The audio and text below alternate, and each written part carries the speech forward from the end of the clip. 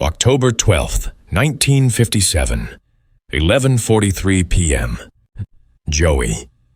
The Hammer. Caruso stood outside Red Rooster restaurant, staring at his reflection in the window. He was 34 years old. He'd killed 14 men in his career. Always the same way, close range, one bullet, walk away before the body dropped. But tonight was different. Tonight, his hands were shaking. Not because the target was Bumpy Johnson, though that should have scared him. Not because the contract was $50,000, though that was double his usual rate. His hands were shaking because of what was in his jacket pocket, a photograph of his daughter, Maria. 6 years old, pigtails, gap-toothed smile. Stage 3 leukemia. The doctors said she had 8 months, maybe less. Treatment cost $60,000. Joey had $8,000 saved. He'd begged, borrowed, sold everything he owned. It wasn't enough. It was never enough. Then Vito Genovese made him an offer. Kill Bumpy Johnson. Get $50,000. Save your daughter. Joey pulled the photo out, looked at it one more time under the streetlight. "I'm sorry, baby," he whispered. "Daddy's gonna make it right." He put the photo back, checked his .22 caliber pistol, loaded, suppressor attached, and walked through the door. What Joey didn't know was that Bumpy Johnson had been watching him for 3 weeks.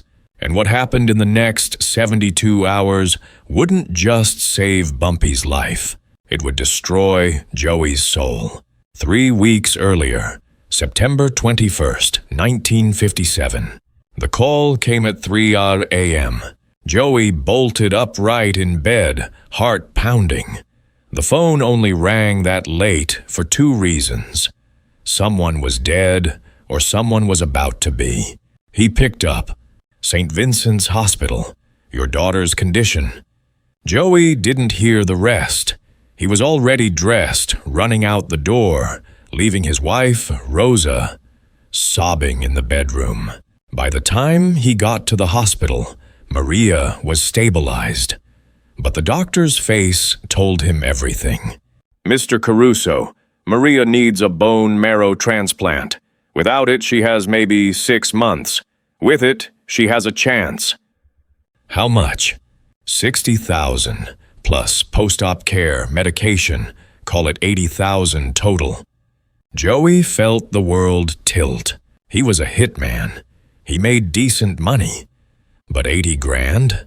That was 2 years of work, if he could even find that many contracts. We can apply for aid, but how long does she have without it? The doctor hesitated. 4 weeks, maybe 6. Joey walked out of that hospital knowing he had one choice: find the money or watch his daughter die. September 22nd, 9 a.m. The summons came before Joey even made it home. A black Cadillac pulled up. Window rolled down. Tony numbers. Accardo sat in back, face expressionless. "Don Genovese wants to see you. I don't work for..." "Heard about your daughter, Maria, right? Cute kid. Shame about the cancer." Joey's blood went cold. "Get in." Genovese's Social Club. Mulberry Street, 10:15 a.m.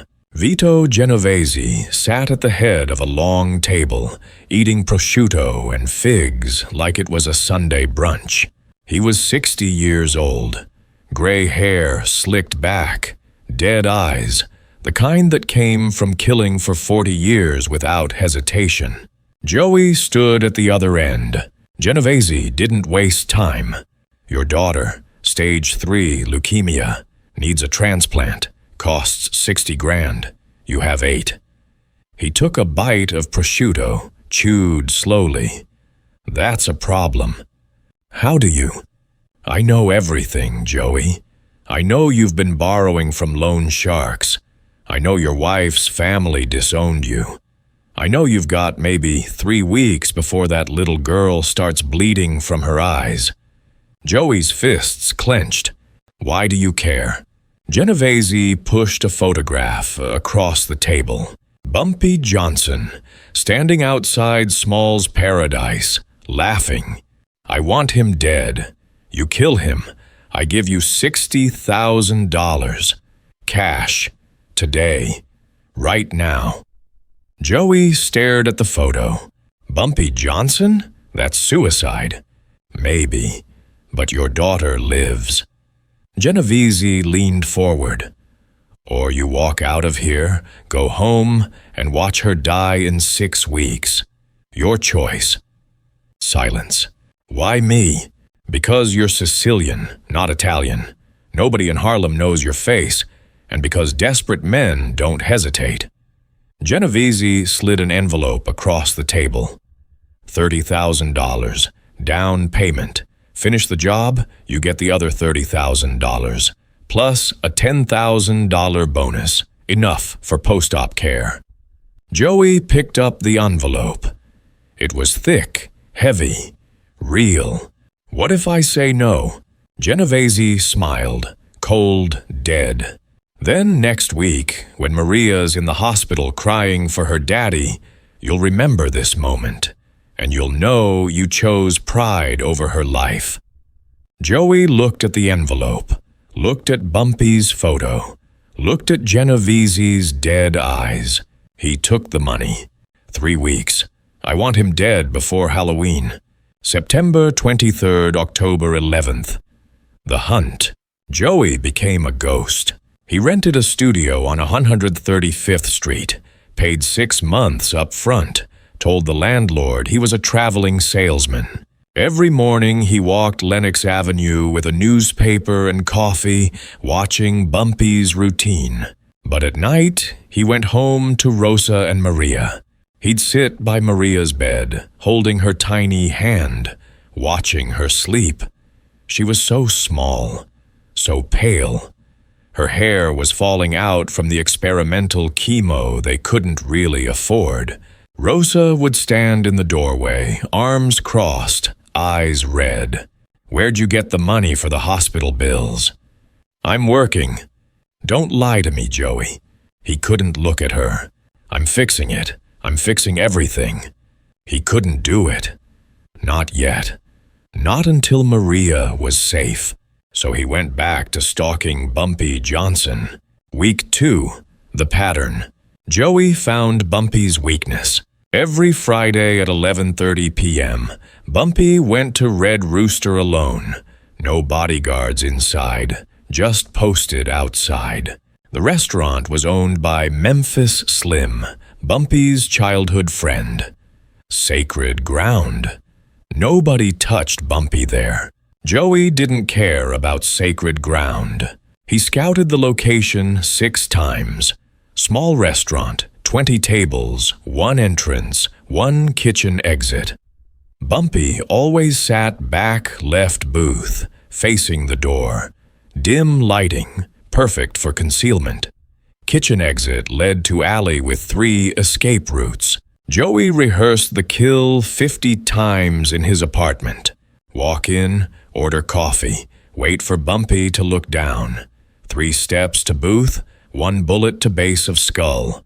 Walk to kitchen, out the back, gone. 2 minutes, maybe less. But every time he rehearsed, he saw Maria's face. "Daddy, when am I coming home?" "Soon, baby, soon." Week 3. The cost. October 8th. Maria's condition worsened.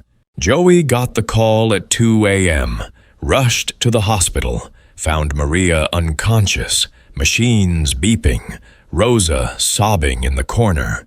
The doctor pulled him aside. "We're out of time, Mr. Caruso. Without the transplant, she has maybe 2 weeks. I'm sorry." Joey felt something break inside him. He walked to the hospital chapel. Empty, cold, smelling of old incense.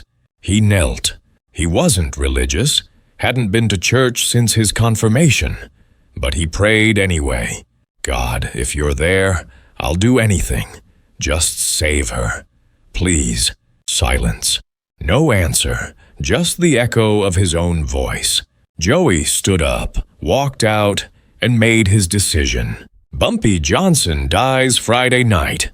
What Joey didn't know, Bumpy had been counting on him. October 5th, 1 week before the hit. A shoe-shine boy named Clarence knocked on Bumpy's office door. "Mr. Johnson, there's a white guy been watching you for 2 weeks, asking questions." Bumpy looked up from his ledger. "Describe him." "Mid-30s, brown hair, walks like military, dresses cheap but shoes are expensive, Italian leather. And he's got something heavy on him. Keeps checking his jacket pocket. Not a gun, something else." Bumpy handed Clarence 50. "Follow him. Tell me everywhere he goes." For the next week, Clarence reported back every night. "Joey's staying at 135th Street. He's been to St. Vincent's Hospital 6 times. He's married. Wife's name, Rosa. Daughter's name, Maria. The daughter has cancer. She's dying." Bumpy sat in his office for 2 hours, thinking. Most men would cancel the routine. Disappear. Hide. Bumpy Johnson did the opposite. He decided to let Joey try. October 12th, 8 p.m. Bumpy's office, Illinois. Gordon walked in, concerned. "Boss, we got confirmation. Genovese hired a hitter. White guy, professional. He's been watching you for 3 weeks." "I know." "You know? Then why are you—" "Because I want him to try." Illinois stared. "You're using yourself as bait?" "I'm teaching a lesson." Bumpy leaned back. "Get me everything on this guy. Wife, kid, where he lives, what he owes, everything." 2 hours later, Illinois returned with a folder. Bumpy read it, looked at the photo of Maria, 6 years old, bald from chemo, smiling despite everything. He closed the folder, silent for a long moment. Then he made a phone call.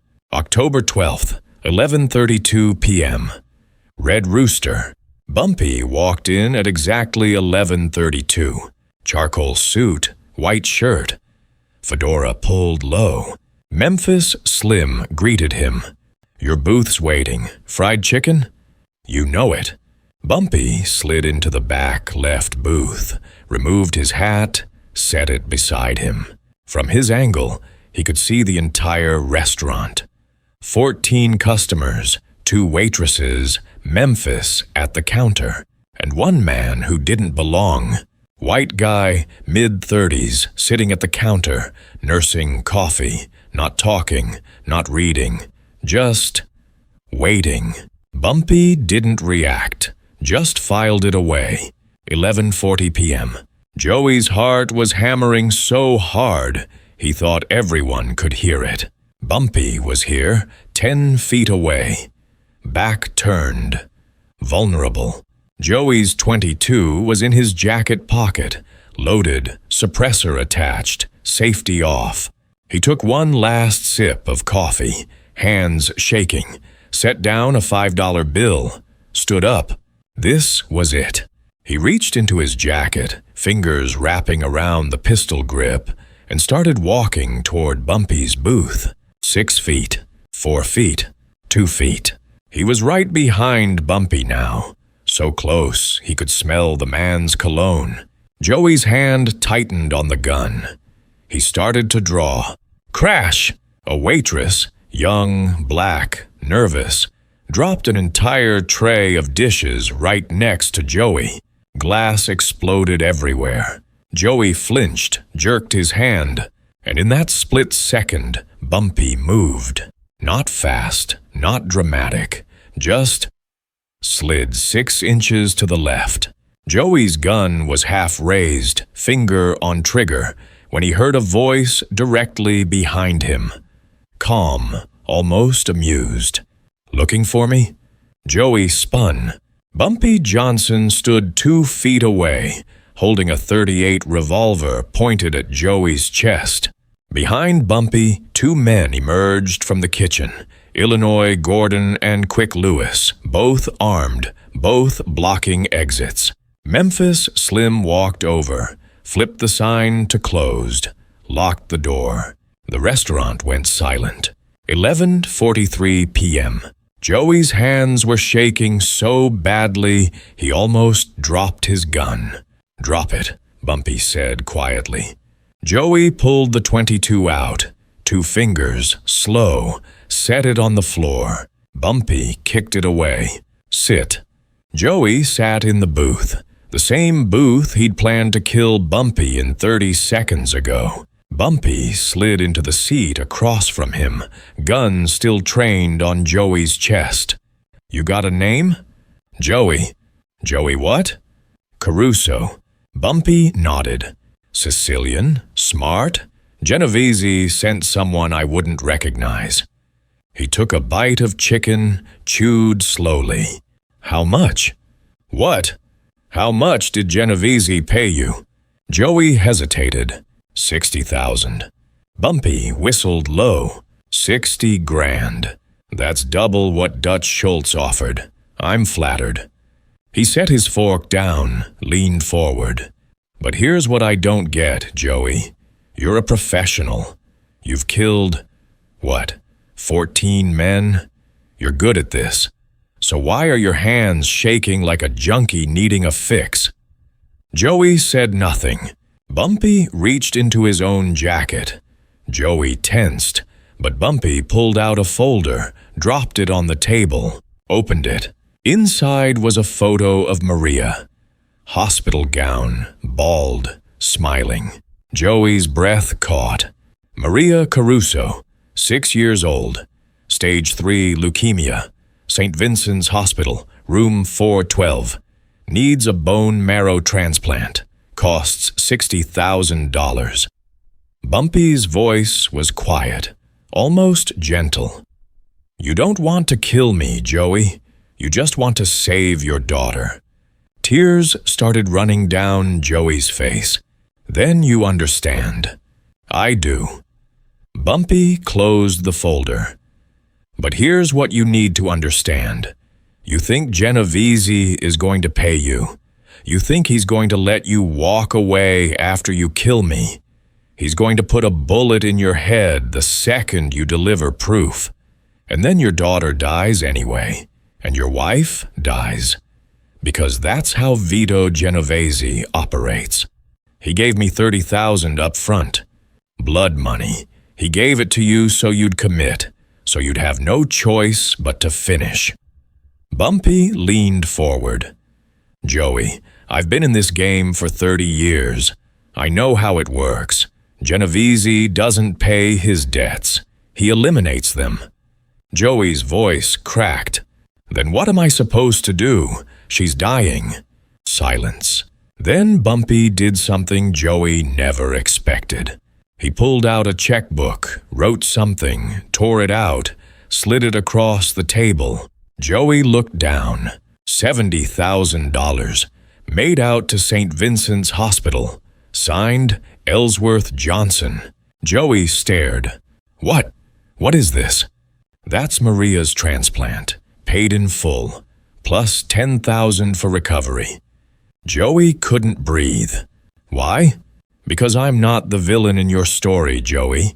Genovese is." Bumpy's voice went hard. "But you're going to do something for me now." 11:52 p.m. Red Rooster back office. Joey sat in a wooden chair, hands trembling, staring at the check like it might disappear. $70,000. His daughter's life. Right there, in his hands. Bumpy stood against the wall, arms crossed, watching. Illinois Gordon stood by the door, shotgun resting on his shoulder. "Here's what's going to happen," Bumpy said. "You're going to call Genovese. You're going to tell him the hit failed. You're going to tell him I knew you were coming, and you're going to deliver a message." Joey looked up, confused. He'll kill me. No, he won't, because you're going to give him something more valuable than my death. Fear. Bumpy walked to the desk, picked up the rotary phone, dialed from memory, let it ring twice, handed the receiver to Joey. Say exactly what I tell you, word for word. The line picked up after 3 rings. Yeah? Tony Accardo's voice, gravel and suspicion. It's Joey, put the dawn on. Footsteps, door opening, muffled voices. Then Vito Genovese. You finished? Joey looked at Bumpy. Bumpy nodded, whispered. Joey repeated, No, the hit failed. Long pause. Explain. Bumpy whispered again. He knew I was coming. He's been watching me for 3 weeks. He let me walk into a trap. Silence. Heavy breathing on the other end. Where are you now? I'm sitting across from him. Put him on. Bumpy took the phone. Mr. Genovese, we haven't been formally introduced. You're a dead man, Johnson. Maybe, but not tonight. Bumpy's voice went cold. I'm going to do something generous now. I'm going to let Joey live. I'm going to send him back to you, and when he arrives, you're going to see what I sent with him. And then you're going to understand 3 things. First, I knew about this hit before Joey even crossed the river. I have people in your organization, close people, people you trust. Genovese went silent. Second, I could have killed Joey tonight, could have dumped him in the Hudson, but I didn't. Because I'm not trying to start a war. I'm trying to end one. And third? Third, if you ever send another hitter to Harlem, I won't send him back alive. I'll send him back in pieces, and I'll make sure every family in New York knows you failed twice. You understand what that does to your reputation, Don Genovese? Genovese's breathing was heavier now. You threaten me? No. I'm offering you a choice. Leave Harlem alone, pay the 10% tribute Frank Costello agreed to, and everybody eats. Or keep trying to take what's mine, and I'll make you look weak in front of the commission. Your call. Bumpy hung up. 12:15 a.m. October 13th. Joey stood, check still in his hand, tears still on his face. Why are you doing this? Bumpy looked at him for a long moment. Because 20 years ago, I had a daughter too. Joey froze. Her name was Ruth. She got sick. Pneumonia. I was in prison. Couldn't get out. Couldn't help. Couldn't pay for treatment. Bumpy's voice was quiet, heavy. She died alone in a charity ward, 8 years old. Silence. I swore that day, if I ever had power, I'd never let another father watch his child die because he didn't have money. Bumpy stepped closer. You're not a bad man, Joey. You're a desperate man. I understand that, but Genovese is using your desperation. And if I let him kill me, he'll just find another desperate father next time. He put a hand on Joey's shoulder. So here's what you're going to do. You're going to take that check. You're going to walk out of here. You're going to go to St. Vincent's Hospital right now, tonight, and give it to the billing department. You're going to schedule Maria's surgery. And then you're going to leave New York. Take your family, go to California, Arizona, I don't care. Just disappear. What about Genovese? Leave him to me. Joey looked at the check, looked at Bumpy. He'll come after you. He'll try. But after tonight, he's going to understand something. I'm not the one who needs protection. Illinois. Gordon stepped forward, handed Joey a train ticket. 3 a.m. departure to Chicago. From there, you're on your own. Joey took the ticket, nodded. Thank you. Don't thank me. Just save your daughter. And Joey? Bumpy's eyes went hard. If I ever see you in New York again, this conversation never happened. Understand? I understand. Joey walked out into the Harlem night, check clutched in his hand, feeling something he hadn't felt in weeks. Hope, 1:45 a.m., Genovese's social club. Joey walked through the door looking 10 years older. Vito Genovese sat at the table, same spot, smoking a cigar. 5 capos surrounded him. Sit. Joey sat. Talk. Joey told him everything. The ambush, the confrontation, the phone call, Bumpy's message. When he finished, the room was silent. One capo, Salvatore Sally Lombardo, spoke. Boss, we send 20 men tomorrow. Burn Harlem. No, Genovese said quietly. But boss, he has people inside our organization. Genovese's voice was lethal. He knew about Joey before Joey even left Brooklyn. That means someone here is talking. The room went cold. Every man looked at every other man with suspicion. Genovese stood, walked to the window. You failed, Joey. I know. So why are you still alive? Joey hesitated.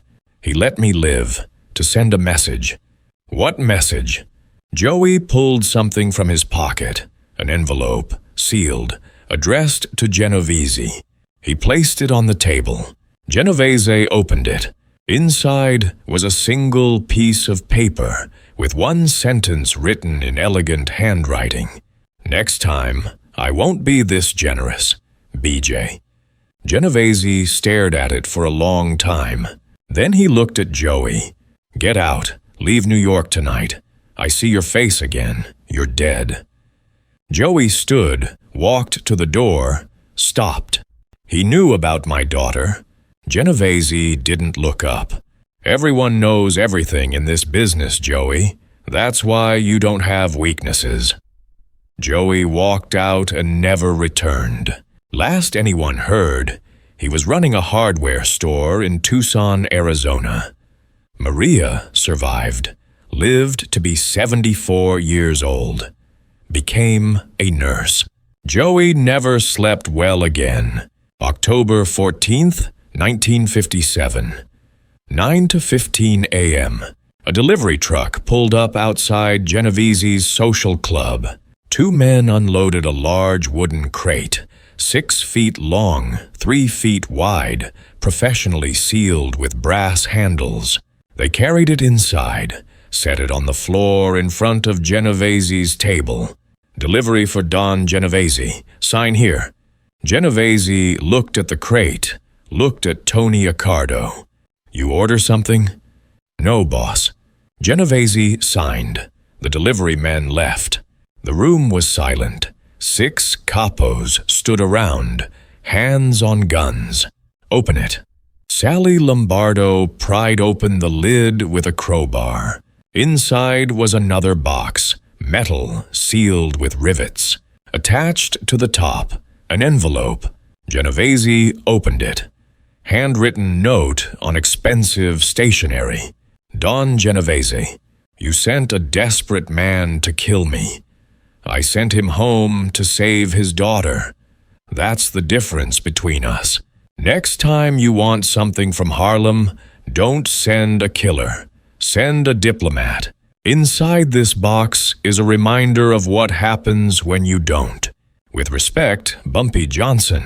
Genovese stared at the note, then at the metal box. Open it. Sally used the crowbar to pop the rivets.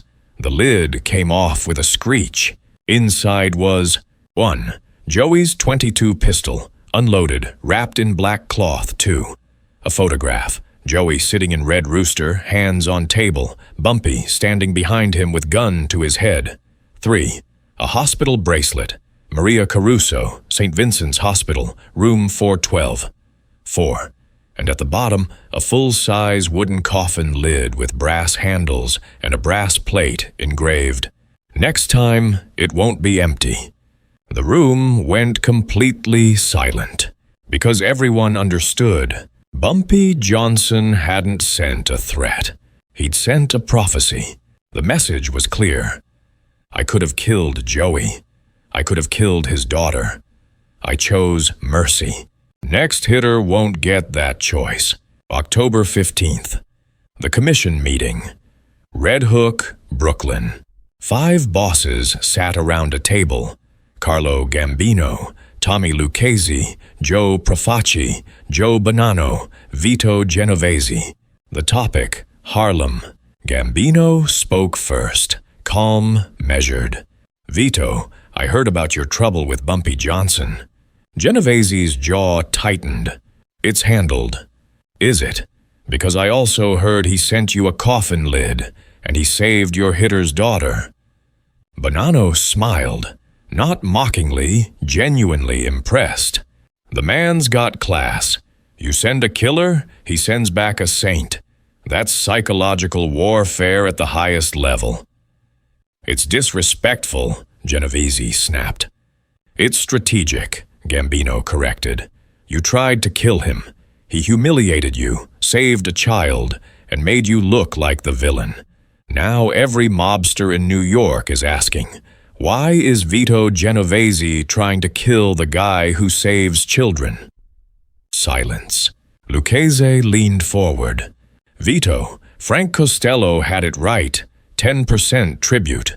We make money, Bumpy makes money, nobody dies. The FBI stays out of it. Why change that?" "Because I want Harlem." "Why?" Gambino's voice was sharp. "Because it's profitable? Or because a black man told you no and you can't handle it?" The table tensed. Gambino continued. "We vote, all in favor of maintaining Costello's arrangement. 10% tribute. Harlem stays independent. Raise your hand." Lucchese raised his hand. Profaci raised his hand. Bonanno raised his hand. 4-1. Genovese looked around the table. He'd lost. "Fine," he said coldly. "But if Bumpy steps 1 foot outside Harlem—" "He won't," Gambino interrupted, "because he's smarter than you." The meeting ended. The legend spreads. Within a week, every mobster from Boston to Chicago knew the story. Bumpy Johnson caught a hitter, saved the hitter's daughter, sent the hitter back alive, then sent a coffin lid as a warning. The story got embellished. Some said Joey was delivered inside the coffin, still breathing, with air holes drilled in. Some said Bumpy carved Genovese's name into the wood. Some said the coffin was filled with hospital bills, paid in full. Whether any of it was true didn't matter. What mattered was the message. You don't hunt Bumpy Johnson, and you definitely don't use a father's love against him, because he'll turn your weapon into his victory. Years later, the truth. Me 1971, Atlanta, Georgia. A reporter tracked down Memphis Slim, now 73, running a BBQ joint. Was the coffin lid story true? Memphis laughed, shaking his head. "Every word. I helped Bumpy build that box. Took us 2 days. Had to special order the brass from Queens. Why go through all that trouble? Why not just kill Joey?" Memphis leaned back, lit a cigarette. Because Bumpy understood something most gangsters don't. Power isn't in who you kill. It's in who you save. He took a drag. He could have killed Joey, killed Genovese, killed everybody. But what does that prove? That you're strong? Everyone knows that. Bumpy wanted them to know he was better. That even when someone came to kill him, he'd find a way to turn it into mercy.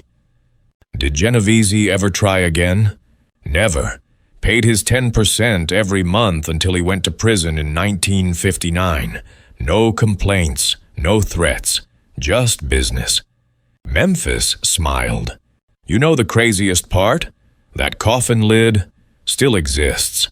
After Genovese died, his nephew found it in storage, didn't know what it was, sold it on eBay for $5,000.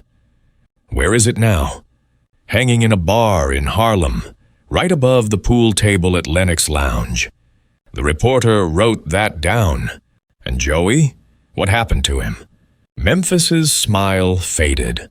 Heard he made it to Tucson, opened a hardware store. Maria survived, lived a long life, became a nurse. But Joey? He shook his head. Never slept right again. Nightmares. Every night he'd wake up screaming, thinking he was back in that booth with Bumpy's gun pointed at him. Guilt? Worse, gratitude. He knew Bumpy saved his daughter, but he also knew he'd tried to kill the man who saved her. That kind of weight don't go away. Memphis stubbed out his cigarette. Joey died in 1982. Heart attack. His wife, Rosa, said his last words were, "Tell Mr. Johnson I'm sorry." The reporter closed his notebook. Hell of a story. Hell of a man, Memphis said quietly. Bumpy Johnson didn't just beat Vito Genovese. He beat him without killing anyone. That's the kind of power you can't take. You gotta earn it. October 12th, 1957. Joey Caruso walked into Red Rooster to kill a legend. He walked out with his daughter's life in his hands. Vito Genovese sent a professional to eliminate a problem. He got back a coffin lid and a lesson in mercy. And Bumpy Johnson proved once again, in Harlem, power wasn't measured by who you could destroy. It was measured by who you chose to save. I really want to know, where in the world are you watching this from? Drop your city or country in the comments. This story has reached readers on every continent, and I'm always amazed by how far these legends travel. Drop a comment. Share this story. Let's talk about it. See you in the next one.